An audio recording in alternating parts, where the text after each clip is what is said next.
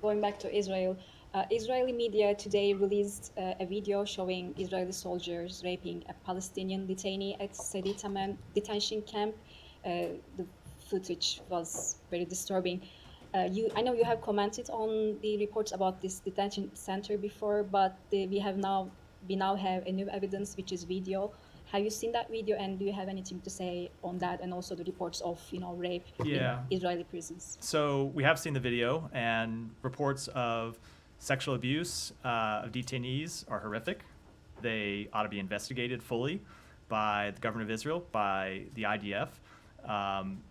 Prisoners need to be treated, prisoners' human rights need to be respected in all cases, and when there are alleged violations, the government of Israel needs to take steps to investigate those who are alleged to have committed abuses and, if appropriate, hold them accountable.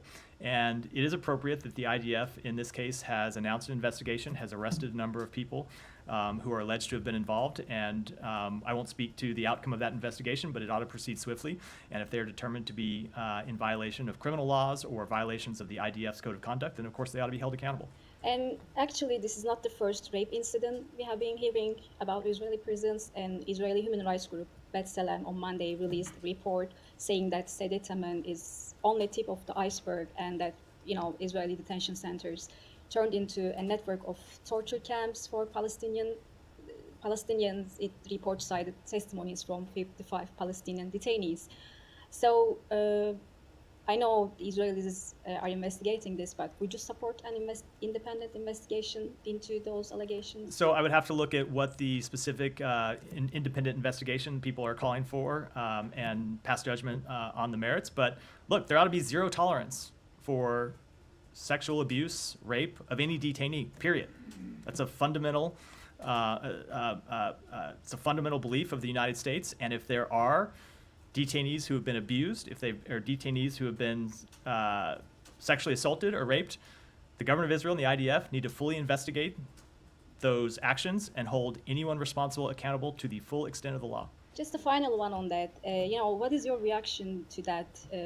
Israelis, including politicians and lawmakers, protested actually the arrest of Israeli soldiers who are suspected of abuse and rape. And, we have also seen comments from Israeli lawmakers trying to justify the, rape of Palestinians. Have you seen those remarks? So obviously, with respect to the last question, there is no justification for rape of anyone. As I said, there must be zero tolerance for sexual assault of detainees. And with respect to comments that have been made by people in the Israeli government, or protests or attempts to interfere with the judicial system, the military judicial system in Israel, our principle, the principle that we believe ought to apply in Israel, is a principle that ought to apply anywhere in the world, and that is that the rule of law needs to hold.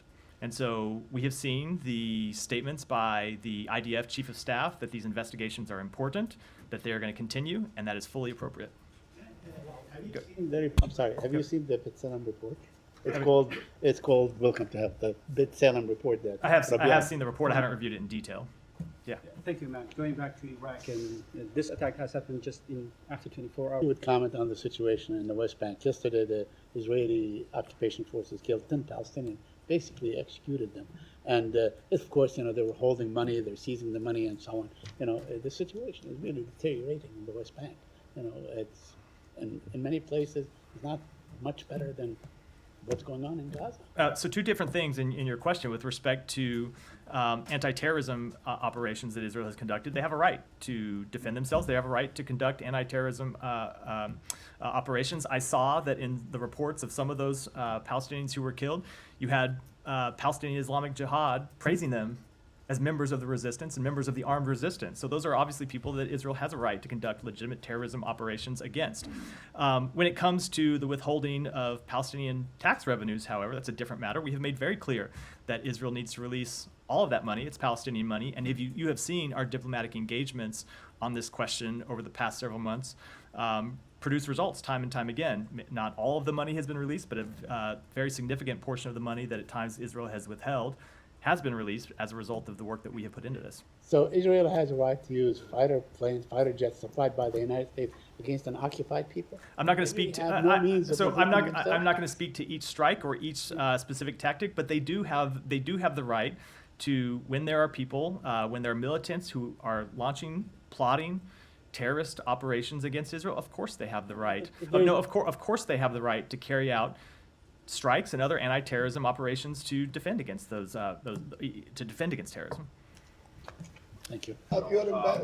So according to the European Union Representative Office in the Palestinian territories, Israel advanced last year the highest number of settlements in the occupied West Bank since Oslo Accords. The total number is 30,682.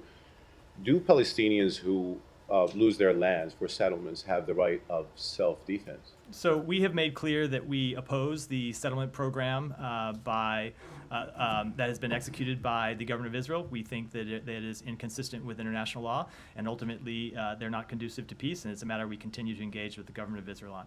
I think I'll wrap there, but I do want to close with one final thing, which is just to note, those of you who have been watching me for the last year know that I try to cover as many people in the room.